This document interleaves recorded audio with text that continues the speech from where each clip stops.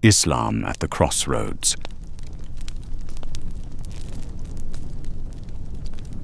Islam and Muslims today, as in the past, are again at an important crossroads. Like members of other faith communities, contemporary Muslims face the challenge of defining the role, meaning, and relevance of Islam in both private and public life. Although the media often focuses on radicalism and extremism, a deeper and more pervasive struggle exists. At the heart of this struggle for the soul of Islam, between conservatives and reformers, mainstream Muslims and extremists, is the question of who should interpret Islam and how reform should be achieved. The struggle's major issues include the relationship of religion to state and society, role of Islamic law, the status of women and non-Muslims, the compatibility of Islam and democracy, and relations with the West. Muslim attitudes towards change vary. In the early centuries of expansion, conquest, and settlement, Islam was interpreted and applied to provide a framework of faith, meaning, and guidance.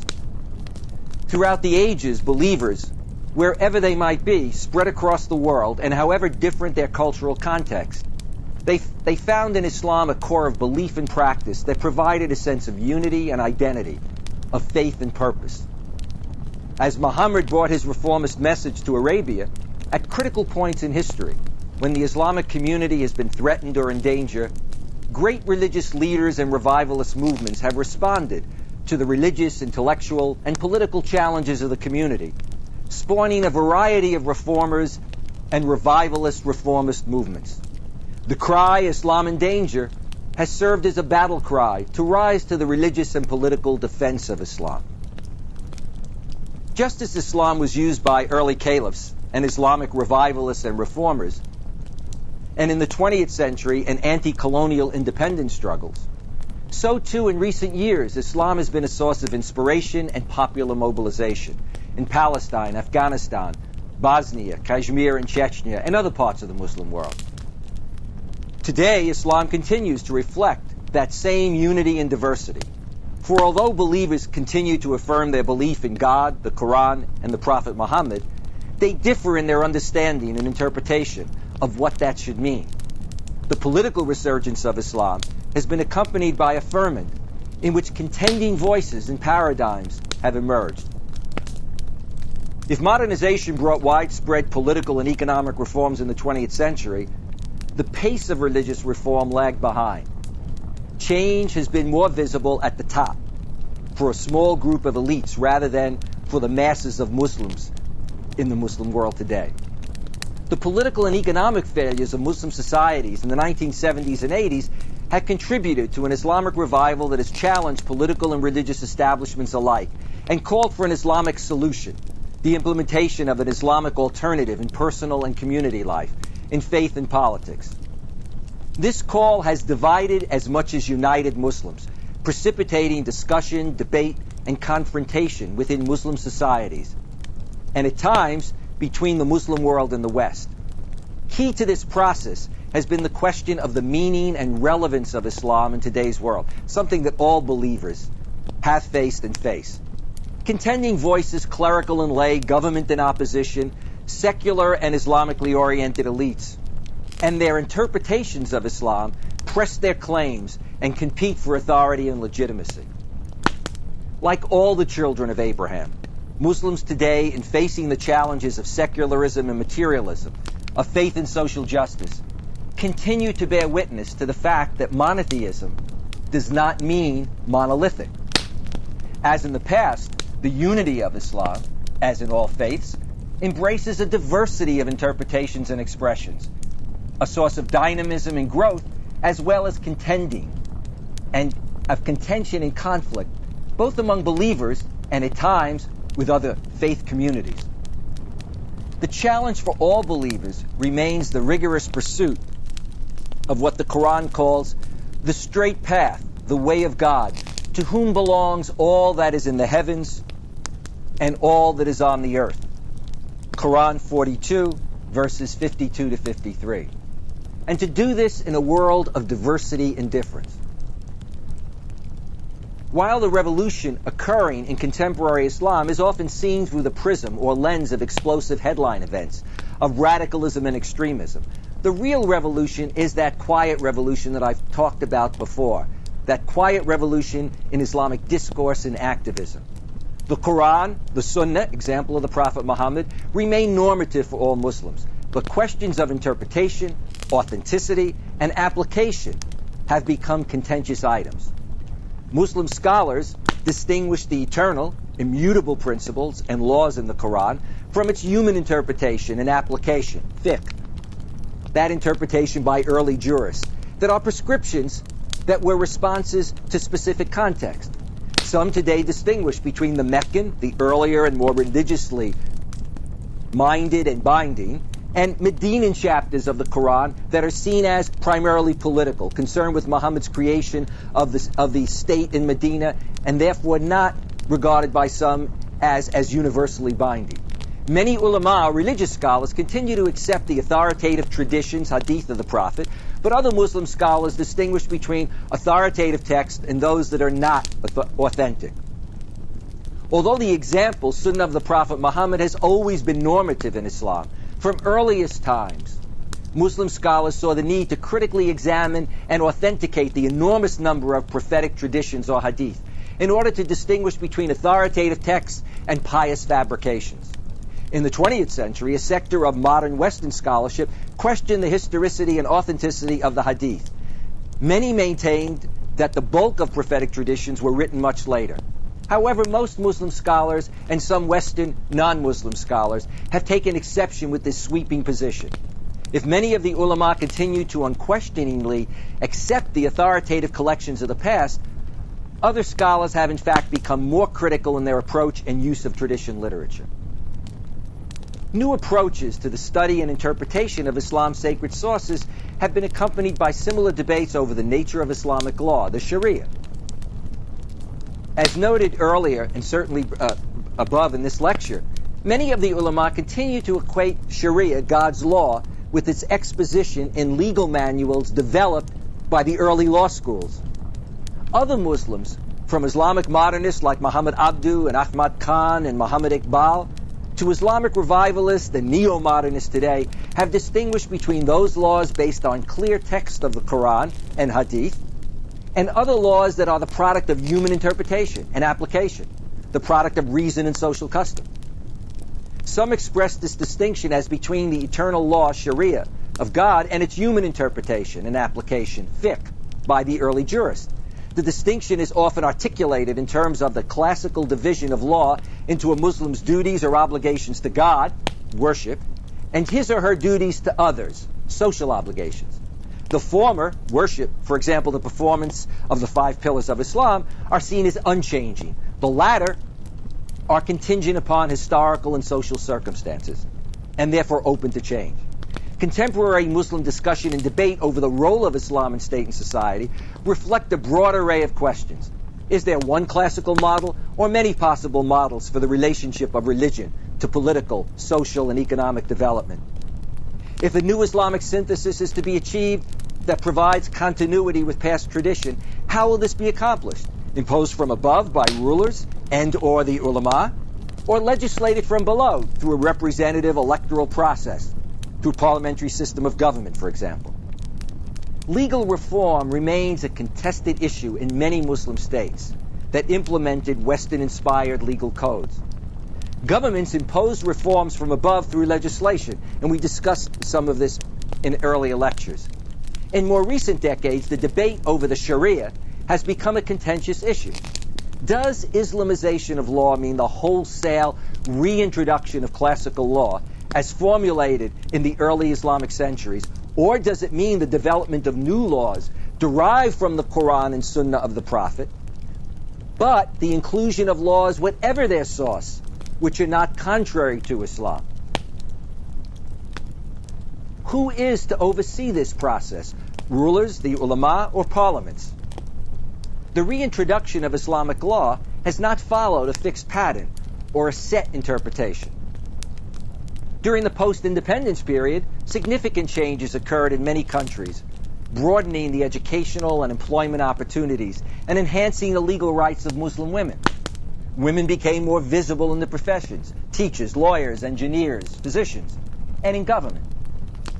Admittedly, these changes affected a small proportion of the population and varied from one country or region to another, influenced by religious and local traditions, economic and educational development, and government leadership. As Iran, Sudan, the Taliban's Afghanistan, Pakistan, and Saudi Arabia demonstrate, the implementation of Sharia or Islamic law has diverse and divergent implications, even among those countries dubbed conservative or fundamentalist or Islamic states.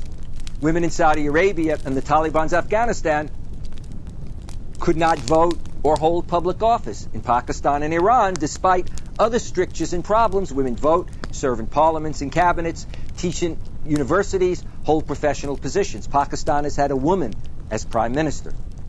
Islamization of law has underscored several areas that have proved particularly problematic. The hudud, Quranically prescribed crimes and punishments for alcohol consumption, theft, etc., the status of non-Muslims, dhimmi, and minorities, and the status of women are among those issues. All involve the question of change in Islamic law. Reimplementation of the hudud often has had a particularly negative impact on women and minorities, raising serious questions about a setback in the gains made in many societies. While many conservatives and so-called fundamentalists call for the reimplementation of these punishments for amputation for theft or stoning for adultery, other Muslims argue that these are no longer appropriate. Among those who advocate imposition of the hudud, some call for its immediate introduction, and others argue that punishments such as amputation for theft are contingent upon the creation of a just society, where people will not be driven to steal in order to survive. Some critics charge that while appropriate relative to the time they were introduced, the hudud punishments are unnecessarily harsh in a modern context. If many Muslim rulers and governments try to avoid addressing the issue directly, Malaysia's Prime Minister, Dr. Mahathir Mohamad, directly criticized the conservatism of his country's ulama, their legal opinions, their fatwas, and religious courts. He refused to allow the Malaysian state of Kelantan, the only state controlled by PAS, an Islamic opposition political party, to implement the hudud. Muslim orientations to change and reform vary significantly. To understand the different approaches to change, although categories are not clear-cut and may overlap at times, and I want to emphasize this, 4 general Muslim orientations can be identified. Secularists believe religion is a personal matter and should be excluded from politics and public life. Like their counterparts in the West, secularists believe religion is a personal matter and should be excluded completely from politics and public life. Calling for the separation of religion and the state, they believe that Islam belongs in the mosque, not in politics, as some would say, and that the mosque should solely be a place of prayer, not of political activism. Sometimes dismissed by their opponents as non-believers, most secularists counter that they are religious, but believe that religion should be restricted to private life, to matters of prayer, fasting, pilgrimage.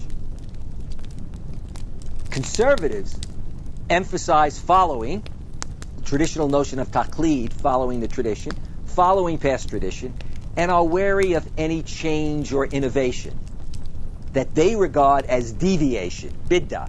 And remember I mentioned earlier that this term, bid'ah or deviation, is somewhat similar to the Christian equivalent of heresy.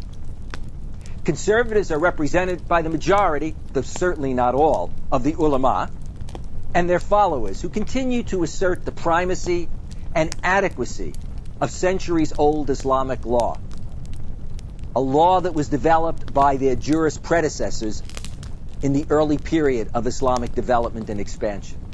Conservatives are followers rather than activists, advocating the reimplementation of Islamic law through the adoption of past legal doctrine. They resist substantive change.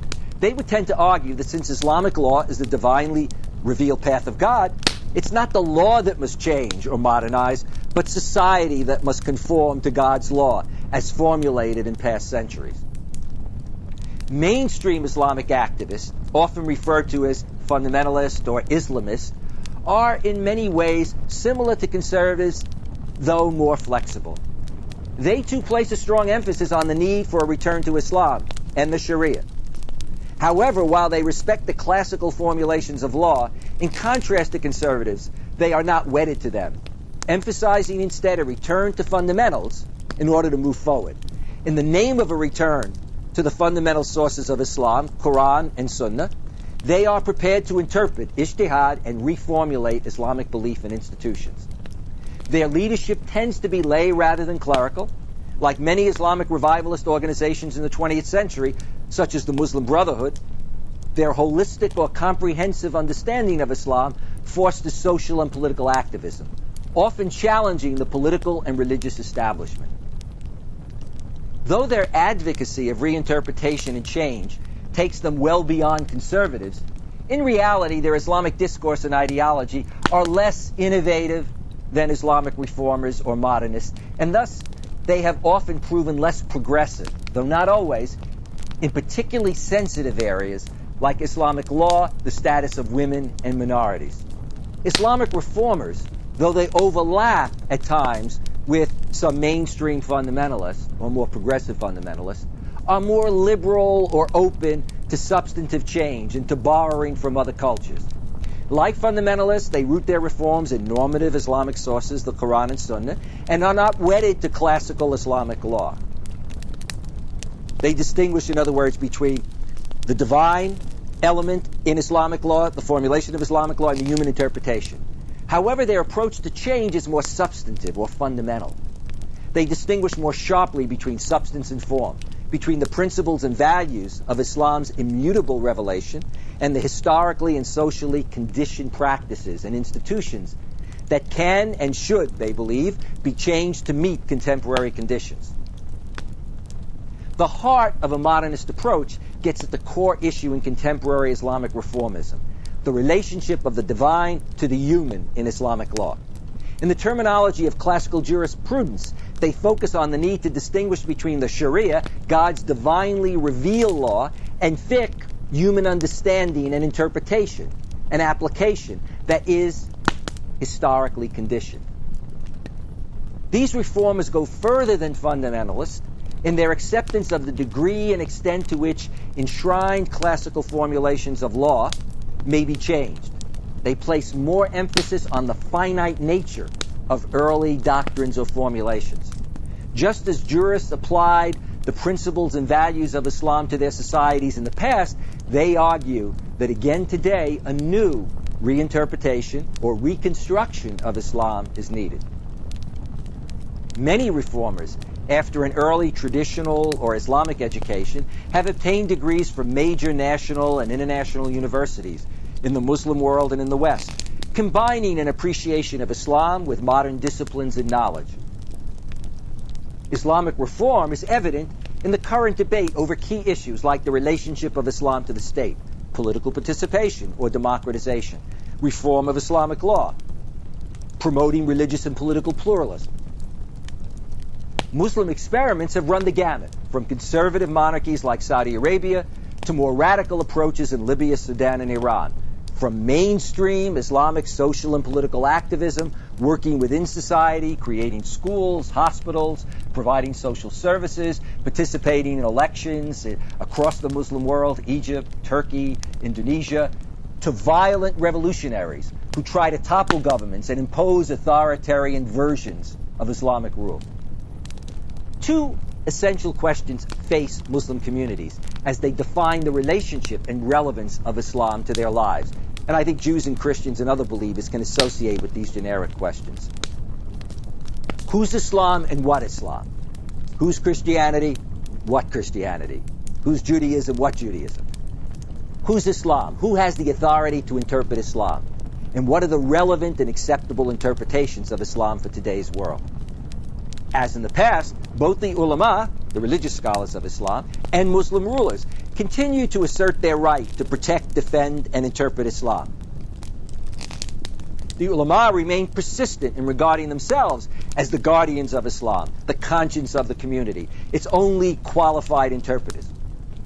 They continue to write religious commentaries, run schools and universities, seminaries, and promote their ideas, not only through publications, but also increasingly through the use of modern media and technology. Many rulers, through co-option and coercion, combine their obligation to protect and promote Islam with the state's power to influence, control, and promote an acceptable brand of Islam, their brand of Islam.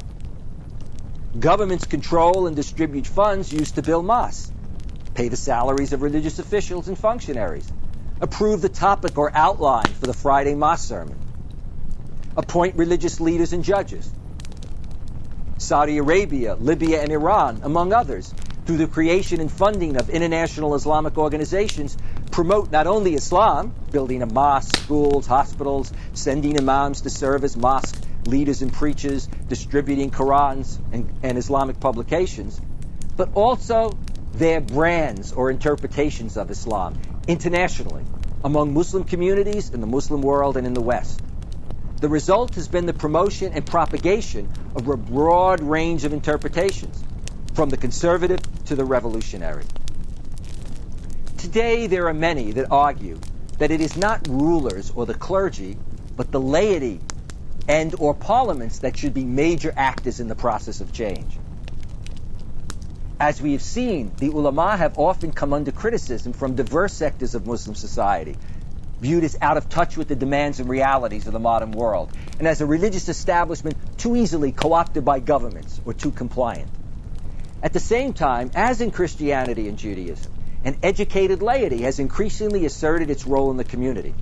While the ulama based their authority on their training in traditional Islamic disciplines, Quran, Hadith, Sharia studies, the laity countered that they possess the expertise, legal, economic, medical, necessary to address contemporary issues, and should be counted among the qualified experts, along with the ulama. Because remember, an alim means a learned one. And indeed, many in the laity have also now earned their degrees in Quran studies and Islamic studies. Just as the vast majority of Islamic political and social organizations, such as the Muslim Brotherhood or the Jamaat-e-Islami, the Islamic Salvation Front, and Islamic parties in Turkey and Tunisia and in Southeast Asia, are lay rather than clerically led, so too in the latter half of the 20th century, the authors of contemporary Islamic thought increasingly came to represent lay as well as clerical experts, offering their interpretations of Islam on political, social, and economic issues.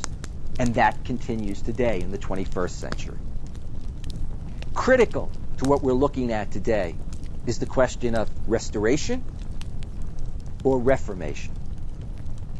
Broadly speaking, the question today is, should the process of renewal and reform be one of restoration, looking to the past and restoring, or reinterpretation, the reimplementation of classical Islamic law, or a bold reformulation and reconstruction of Islam?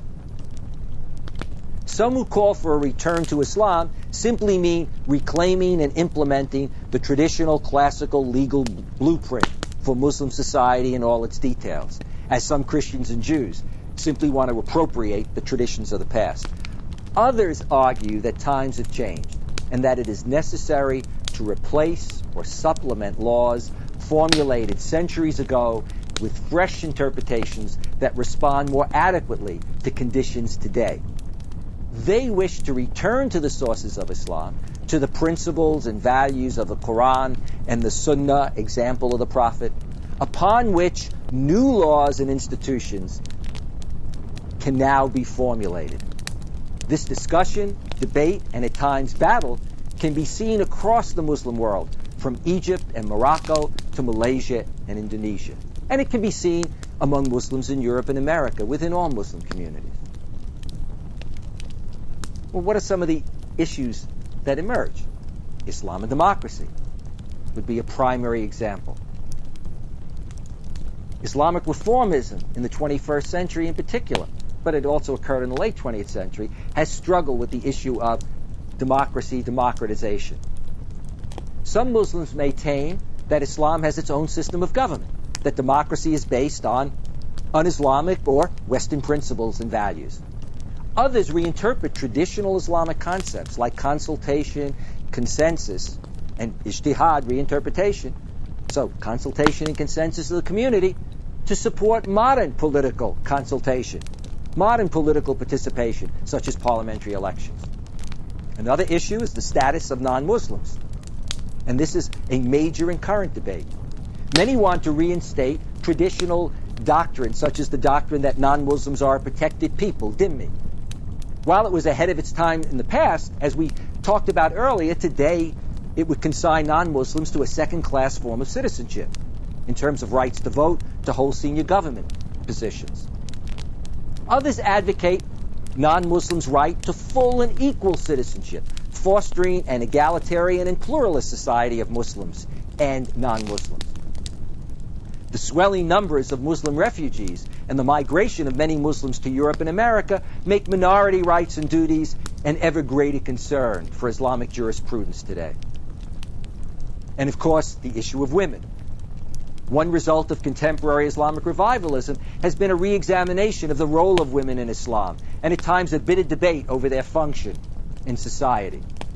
The resurgence of Islam has sometimes worsened rather than alleviated the situation or improved the situation of Muslim women. Women have often been the quick fix for those who wish to Islamize a society. This has often meant dismissing modern reforms or paradigms as simply Westernization and restoring the paradigms of the past. On the other hand, Muslim women have also become catalysts for change, entering the professions, running for elective office, becoming students and scholars of Islam, establishing women's professional organizations, journals, and magazines. And we'll spend a good deal of time in a future lesson looking at the place and role of women within Islam and within Muslim societies, both past and present. The contemporary Islamic revival produced a third alternative, both modern and rooted in Islamic faith, identity, and values, distinguishing between Islam and patriarchy, between revelation and male interpretations in patriarchal settings. Women are working to redefine their role in society, much, I must say, as their sisters in Judaism and Christianity before them and today. In many instances, this change has been symbolized by a return to Islamic dress, or the donning of a headscarf, or hijab, combining social change with indigenous Islamic values and ideals. New experiments have resulted in more women returning to the mosque, forming their own prayer and Quran study groups, and in some cases, women praying behind other women who lead the prayer.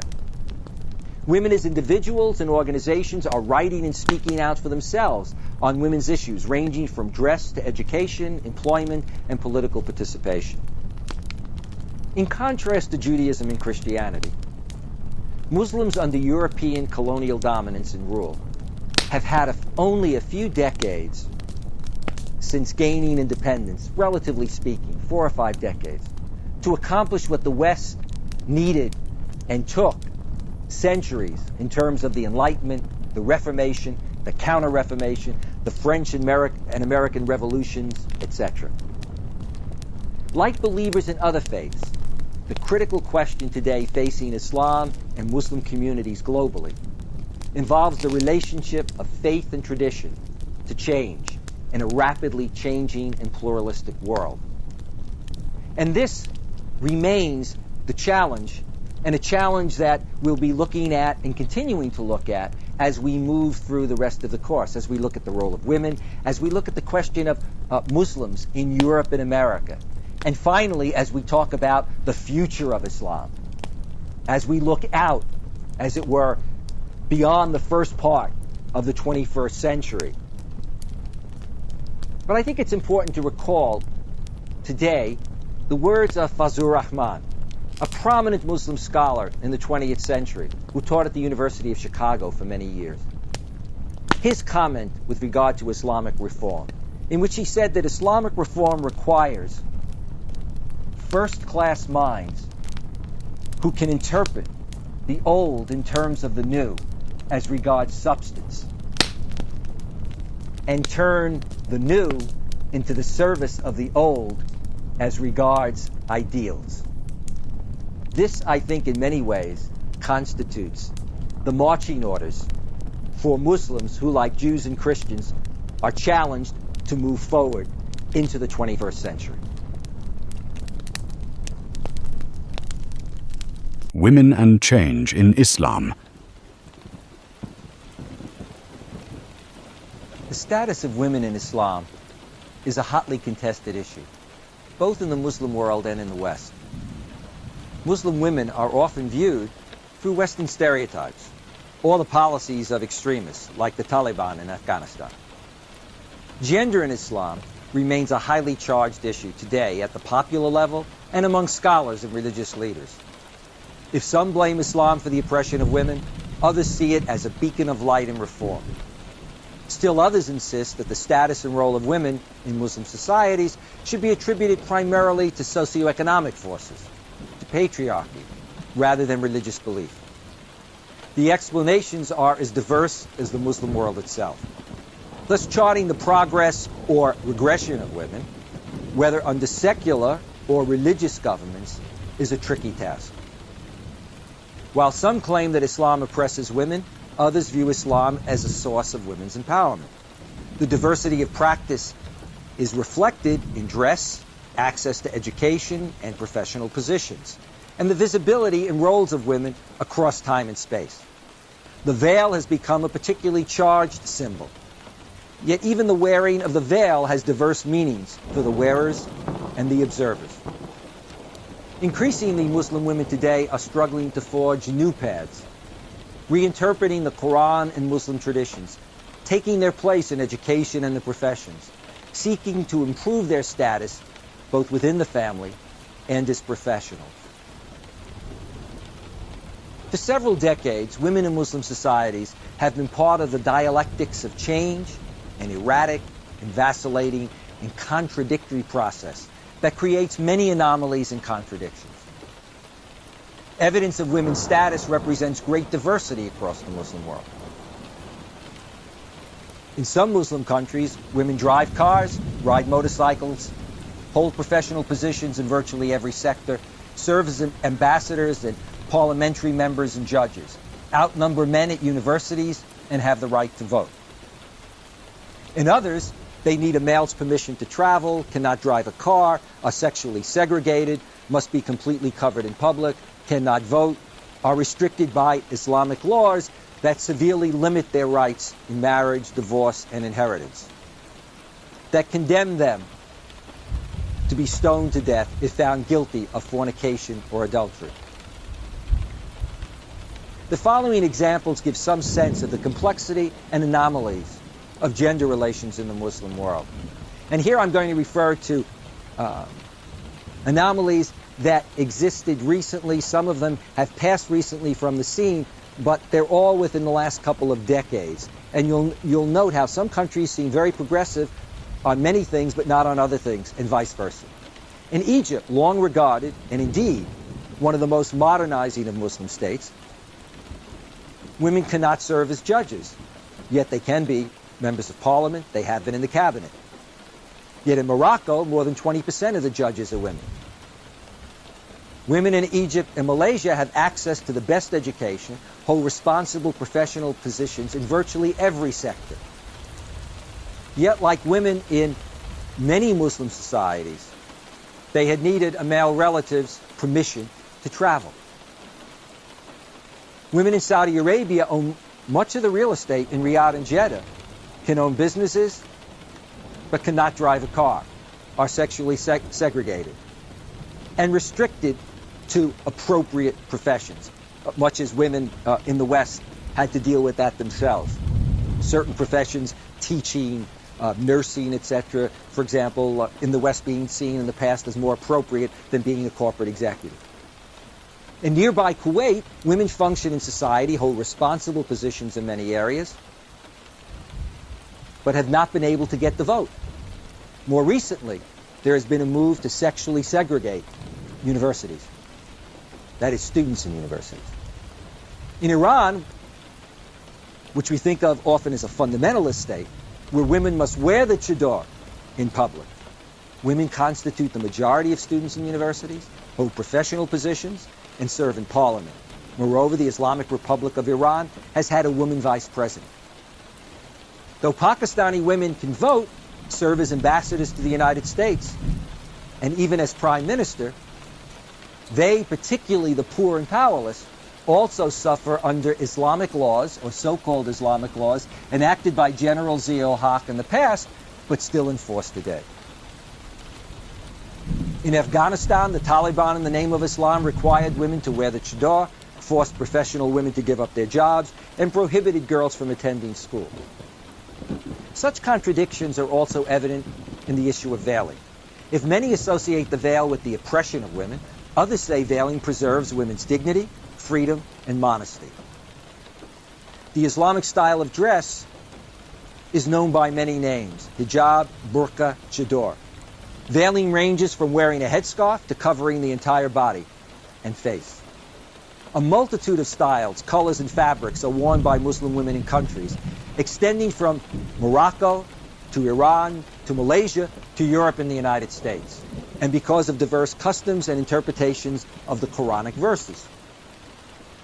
Veiling of women did not become widespread in early Islam until 3 or 4 generations after the death of Muhammad. Veiling was originally a sign of honor and distinction, not oppression. During Muhammad's time, Muhammad's wives and upper-class women wore the veil as a symbol of their status. Generations later, Muslim women adopted the practice more widely. They were influenced by upper and middle-class Persian and Byzantine women, who wore the veil as a sign of their rank to separate themselves, not from men, but from the lower classes. The mingling of all classes at prayer and in the marketplace encouraged use of the veil among urban Muslim women. Since the 1970s, a significant number of modern women from Cairo to Jakarta have turned or returned to wearing Islamic dress. Often this is a voluntary movement led by young, urban, middle-class women who are well-educated and work in every sector of society. And ironically, they have often been the daughters of women a generation before who, as it were, threw off the veil in order to turn to and wear Western dress. In many cases, the process is distinctly modern, with new fashions and styles encompassing new understandings of the status and role of women, fashions that are sold in boutiques. Such women are not passive victims of male-imposed mores, but active agents for change. Some who wear Islamic dress believe that they are able to function as active, self-directed, independent subjects, commanding respect, acknowledged and treated as persons, rather than sex objects. Western and Muslim critics of Islamic dress, on the other hand, question those who say it is their free choice to wear the veil. They see such women as under the sway of an oppressive patriarchal culture, or as just submitting to the dictates of their religion or the particular brand of religion taught in their country or community. They also say that after seeing the hijab used to control and segregate women, as in Afghanistan under the Taliban, the rest of the world perceives the veil as a symbol of conformity and confinement that reflects on any women who wear it. Some Muslims, however, contend that Western women only believe that they are free.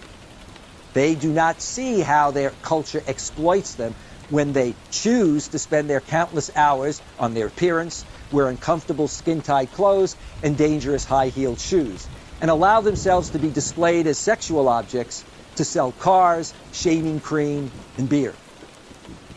These Muslims say that Westerners condemn the veil because they themselves are not free to choose. Women who wear the scarf complain that instead of asking what the hijab means to them, people simply assume that veiled women are oppressed. This assumption, they say, oppresses Muslim women more than any manner of dress ever could. Even if a woman wearing the veil is strong and intelligent, people who are reluctant to get to know or invite her to participate in activities automatically discount her value. They point out that women of many other cultures and religions, Russian women, Hindu women, Jewish women, Greek women, Catholic nuns, have worn head coverings. They ask why these women are not viewed as oppressed. If opponents assume that women of other cultures who cover their heads are liberated, why can't they imagine freedom for Muslim women who wear a veil? Muslim women often talk about what the hijab symbolizes to them: religious devotion, discipline, reflection, respect, freedom, and modernity. Being valued for who they are rather than what they look like. Islamic dress is also used as a sign of protest and liberation. It has developed political overtones becoming a source of national pride and resistance to Western cultural and political dominance and authoritarian regimes. It existed from the Algerian independence movement in the 60s to the Iranian Revolution, 1978-79, and beyond. While women's status in Muslim countries has long been seen as evidence of Islam's oppression of women, the reality is far more complex. As we have seen before, the revelation of Islam raised the status of women by prohibiting female infanticide, abolishing women's status as property, establishing women's legal capacity, granting women the right to receive their own dowry, changing marriage from a proprietary to a contractual relationship, and allowing women to retain control over their property, and in many cultures to use their maiden name after marriage. The Quran also granted women financial maintenance from their husbands and control the husband's free ability to divorce. Now again, I must remind you that over time, in many societies, these rights were in fact ignored or circumvented. The Quran declares that men and women are equal in the eyes of God. Man and women were created to be equal parts of a pair, the Quran states in chapter 51, verse 49. It describes the relationship between men and women as one of love and mercy. Chapter 30, verse 21. Men and women are to be like, quote, members of one another, close quote. Chapter 3, verse 195. Like each other's garment. Chapter 2, verse 187. Men and women in Islam are equally responsible for adhering to the 5 pillars of Islam. This is stated clearly in the Quran. The believers, men and women, are protectors of one another. They enjoin what is just and forbid what is evil. They observe regular prayers, pay zakat, and obey God and His messenger. God will pour His mercy on them, for God is exalted in power, wise. God has promised to believers, men and women, gardens under which rivers flow to dwell therein. This verse draws added significance from the fact, as I pointed out in one of our first lectures, that it was the last Quran verse to be revealed that addressed relations between men and women.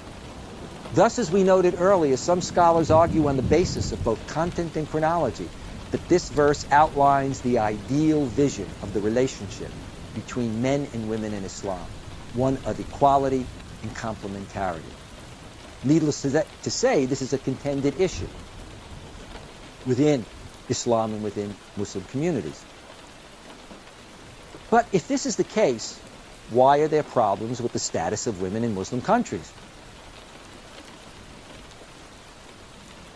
Most Muslim societies have been patriarchal, and women have long been considered to be the culture bearers within their societies. The Quran, Hadith, traditions of the Prophet, and Islamic law have long been interpreted by men in these patriarchal societies.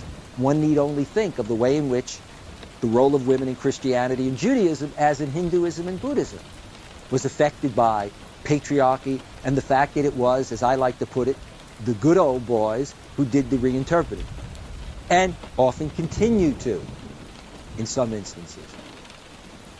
Women, from the Prophet's wives to scholars and Sufi mystics, have exercised leadership at different points in history. Yet in practice, patriarchy prevailed, as men functioned as the primary political, religious, and intellectual leaders. And women were often marginalized in the mosque and in public space. Reformers have argued that traditional interpretations of Quranic verses favoring men need reinterpretation in light of the new social, cultural, and economic realities in the 20th and 21st centuries. Quranic interpretation is at the center of many debates. One controversial verse is Quran chapter 4, verse 34, which says, men have responsibility for and priority over women. Since God has given some of them advantages over others, and because they should spend their wealth for the support of women. Contrary to many traditional interpretations, contemporary scholars have noted that the priority referred to in this verse is based upon men's socioeconomic responsibilities for women. It does not say women are incapable of managing their own affairs. They further argue that nowhere in the Quran does it say explicitly that all men are superior to, preferred to, or better than all women. God's expressed preference for certain individuals in the Quran is based upon their faith, not their gender. Another controversial Quranic stipulation can be found in chapter 2, verse 282, is that 2 female witnesses are equal to 1 male witness.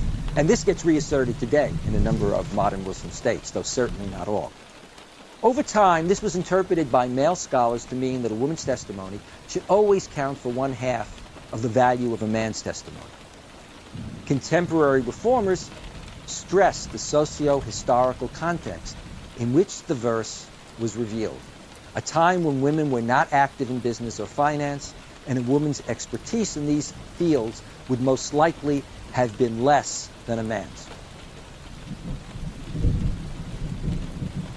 Others argue for women's free access to education, both secular and religious, so that they will be equal to men in a business environment, something that is not prohibited by the Quran.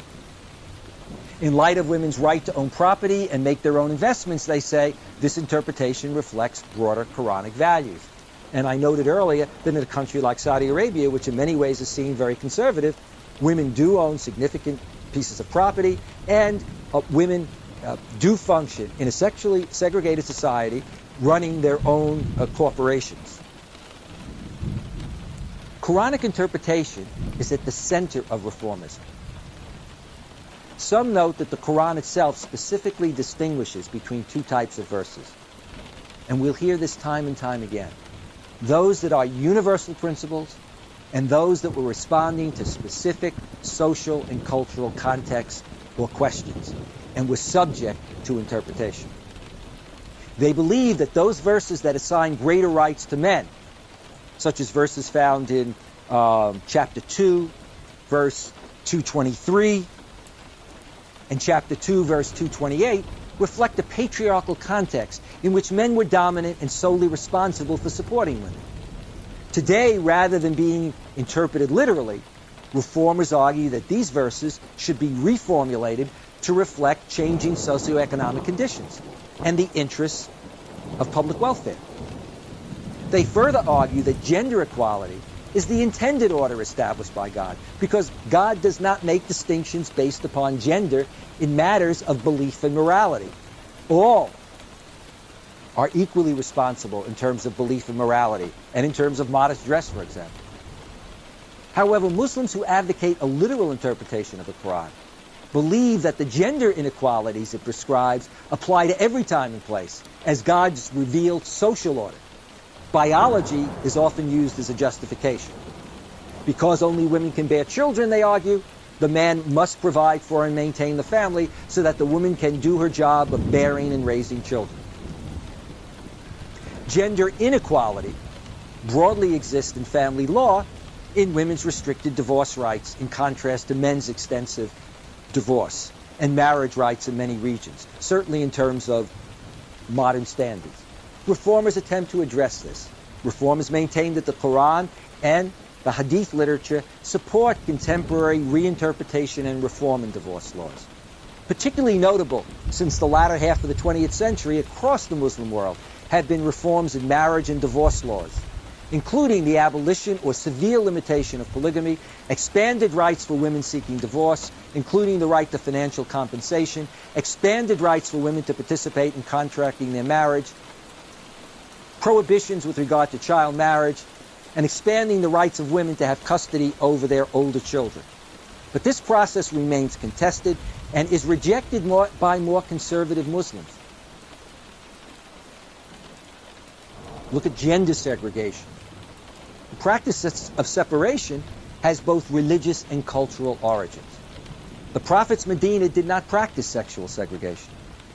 Although an integral part of the community, because of their special status, Muhammad's wives were told by the Quran O wives of the prophet, you are not like any other women. If you fear God, do not be complacent in speech, so that one in whose heart is a sickness may covet you, but speak honorably. Stay with dignity in your homes, and do not display your finery as the pagans of old did. Quran chapter 33, verses 32 to 33. The Quran later tells Muhammad's wives to place a barrier between themselves and unrelated males. Muslim men are told, and when you ask his wives for anything you want, ask them from before a screen. Here we're referring to Muhammad's wife. The Quran continues, that makes for greater purity for your hearts and for theirs. Chapter 33, verse 53. There have been many debates about how these verses concerned with modesty and segregation should be interpreted with respect to Muslim women in general. Modern reformers have pointed out that they specifically address only the wives of the Prophet rather than all of womankind. They maintain that until the modern age, jurists relied primarily on prophetic traditions, hadith, as well as the belief that women are a source of temptation for men to support women's segregation. In recent decades, more ultra-conservative, fundamentalist Muslim leaders have maintained that the verses addressing the wives of the Prophet apply to all Muslim women who are to emulate the behavior of Muhammad's wives. Opinions today vary about the necessity of separation of the sexes. While many believe that the absolute separation of the sexes is unnecessary, many others believe that modesty requirements can be met through appropriate dress and limiting interaction with unrelated males to conversations such as those concerning professional and educational matters, since men and women attend both work and school in mixed company. This holds true even in the religious realm, since women have come to play an important role in mosques, where they not only attend services and pray with men, but also teach Quran classes, run independent auxiliaries, and run for and hold elected offices. Indeed, in several Muslim countries, Pakistan, Bangladesh, Turkey, and Indonesia, women have been prime ministers or presidents. A new source of women's empowerment today has become their active participation in the mosque and their use of scripture and religion to reclaim their rights in Muslim societies. Reformers today emphasize that just as women during the time of the Prophet prayed in the mosque, so too today they actively exercise that right and should exercise that right. In the centuries after the death of Muhammad, women prayed regularly with men in the mosque and played a significant role as transmitters of hadith, prophetic traditions, and in the development of Sufism, Islamic mysticism. Women in the early Muslim community, like Khadijah, the wife of the Prophet, owned and sold property, engaged in commercial transactions, and were encouraged to seek and provide educational instruction. Many women were instructed in religious matters in Muhammad's own home. Muhammad's daughter, Fatima, his only surviving child, played a prominent role in his community. She was the wife of the Caliph Ali and the mother of the Imams Hussein and Hassan. Seen as immaculate and sinless, the pattern for virtuous women, an object of prayer and petition. And articles have been written comparing her, by the way, to the role of the Virgin Mary in Roman Catholicism. Like her son Hussein, she embodies a life of dedication, suffering, and compassion. Muhammad's wife, Aisha, also played a unique role in the community as an acknowledged authority on history, medicine, poetry, and rhetoric, as well as one of the most important transmitters of hadith. In political affairs, women independently pledged their oath of allegiance to Muhammad. There was a form used, both in the time of Muhammad and also with the early caliphs. You acknowledged the ruler by an oath of allegiance, a bay'ah. They did this often without the knowledge or approval of male family members. And in many cases, distinguished women converted to Islam before the men in their family. The second caliph, Umar ibn al-Khattab, appointed women to serve as officials in the marketplace of Medina. The Hanbali school of law, interestingly enough, often seen as among the most conservative schools of law, supports the right of women to serve as judges, something that in some modern Muslim countries still hasn't been implemented, although in many others it has. The Quran holds up the leadership of Bilqis, the Queen of Sheba, as a positive example in chapter 27, verses 23 to 44. Rather than focusing on gender, the Quranic account of this queen describes her ability to fulfill the requirements of her office, her purity of faith, her independent judgment, and her political skills, portraying a woman serving as an effective political leader. Gradually, however, women's religious role and practice, particularly their access to education and the mosque, were severely restricted. Male religious scholars cited a variety of reasons, from moral degeneration in society to women's bringing temptation and social discord, to restrict both their presence in public life and their access to education and to the mosque. The contemporary reality in much of the Muslim world reflects deep divisions in the ongoing struggle over the status and rights of women between conservatives and so-called fundamentalists versus a broad spectrum of reformers.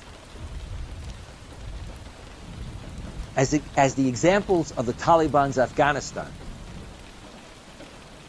and legal cases in Nigeria and Pakistan reflect, patriarchal interpretations of the past and tribal custom have proven a formidable obstacle and a source of oppression and injustice. At the same time, in an increasingly modern, globalizing world, where two incomes are often necessary to maintain a household, Muslim women in many societies, from Egypt and Syria to Malaysia and Indonesia, have greater access to education and employment. And this trend is clearly one that's in place.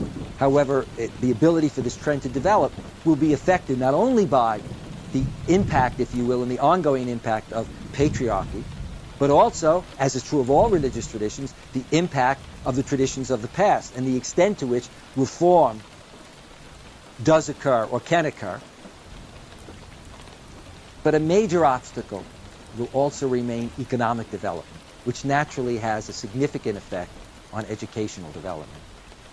Lack of resources, economic resources, means often a lack of the proper schools, the proper curriculum, the ability to attract the right teachers, etc.